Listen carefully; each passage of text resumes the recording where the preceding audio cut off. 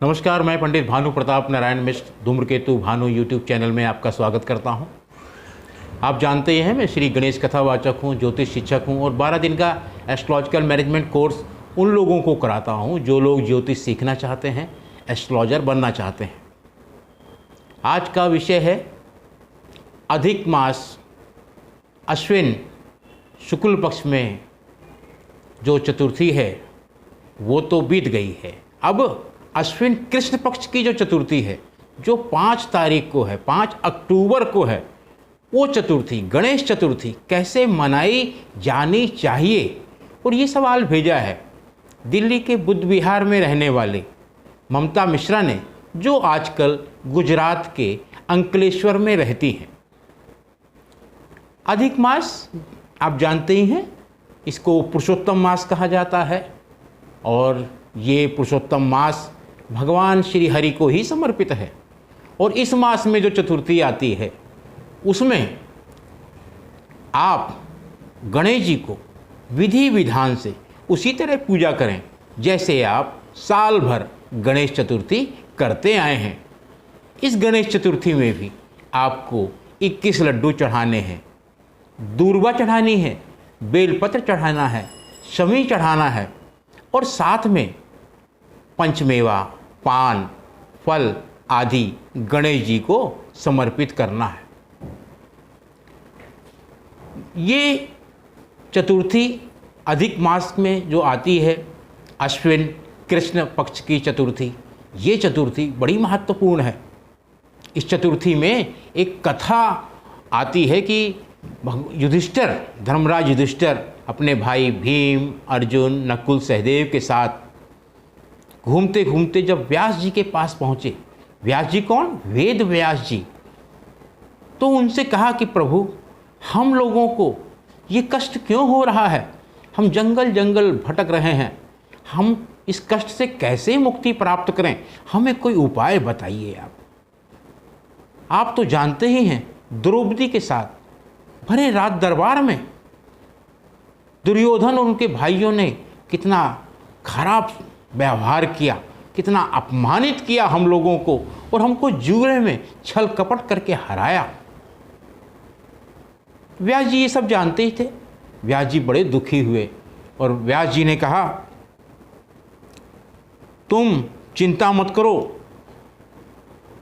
तुम एक कथा मैं सुनाने जा रहा हूँ, उसको ध्यान से सुनो। इस कथा में ही तुमको तुम्हारे कष्टों का अंत पता लग जाएगा कि किस प्रकार तुम्हारे कष्ट समाप्त होने वाले हैं। और ये एक ऐसा व्रत है जिसको करने से जिसको विद्या चाहिए होती है उसको विद्या मिलती है, जिसको धन चाहिए होता है उसको धन मिलता है और जिसको मोक्ष चाहिए होता है उसको मोक्ष मिलता है। तो सतयुग में चंद्रसेन नाम का एक राजा था। वो अपनी रानी के साथ दीक्षा लेके परिवार के साथ रहता था। एक बार शत्रुओं ने उस पर आक्रमण कर दिया। राजा बड़ा धार्मिक था, बड़ा तपस्वी था। राजा ने शत्रुओं से खूब लड़ाई की, लेकिन शत्रु भारी पड़ गए और राजा अपनी पत्नी के साथ जंगल में चला गया। जंगल में जाके रानी के कष्ट को देखकर राजा बड़ा दुखी हुआ और उसने सोचा, ऐसा मैंने कौन सा पाप किया था जिसके कारण मेरा राज्य छीन लिया गया है और अब मैं क्या ऐसा करूं कि जिससे मुझे राज्य पुनः प्राप्त हो जाए। देवयोग से उसी समय महर्षि मार्कंडे सामने से आ रहे थे। राजा ने उनको प्रणाम किया और उनके सामने साष्टांग दंडवत किया।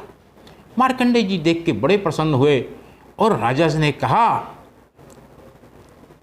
कि अब तुम्हारे कष्ट समाप्त होने वाले हैं।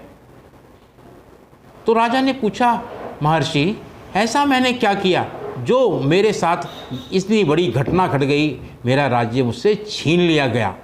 तो राजा ने कहा, राजा की ये बात सुनकर मार्कंडेय जी ने कहा कि एक बार पिछले जन्म में तुम शिकार के लिए गए और शिकार करते करते चतुर्थी आ गई और यही चतुर्थी आ गई, अधिक मास की चतुर्थी आ गई और तब तुमने वहाँ एक सुंदर सरोवर देखा जहाँ नाग कन्याएँ पूजा कर रही थी, लाल रंग की साड़ी पहने हुए।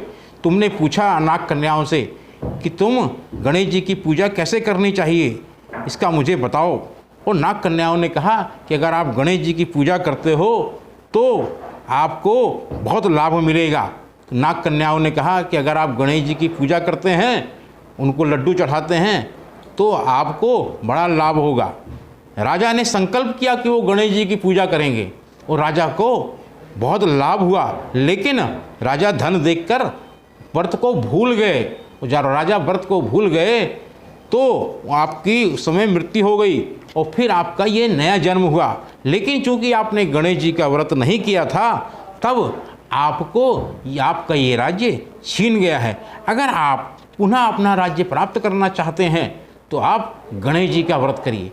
तब राजा ने भक्ति भाव से अपनी पत्नी के साथ गणेश जी का व्रत किया और गणेश जी का व्रत करने के बाद रात को चंद्रदेव को, गणेश जी को, चतुर्थी माता को अर्घ दिया और उसके बाद गणेश जी प्रसन्न हो गए और फिर कुछ समय बाद ही राजा को अपना राज्य प्राप्त हो गया। इस विषय में आपको कुछ और जानकारी चाहिए तो आप चंद्रदेव, चतुर्थी माता, गणेश जी को अर्घ जरूर दें। मैं दोबारा रिपीट कर रहा हूँ, उसको ध्यान रखें। तो आप चैनल का टेलीफोन नंबर है 9810164171। धन्यवाद। जय गणेश।